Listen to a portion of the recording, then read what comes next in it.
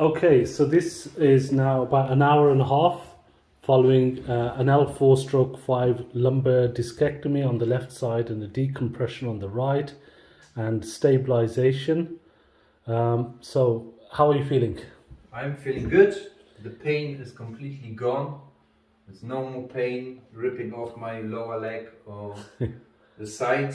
Good. And your No posture? pain in the back. How do you feel with your I feel posture? straight, Nice and straight. strong, Fantastic. ready for recovery as soon as possible. Any numbness or anything in the legs? Not on the left, just the previous one left on the right from the previous bulge, Previous. but we give it a time.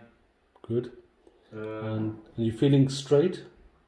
Yeah, I think I feel strong. Brilliant. Bit of headache, but that's okay. Yeah.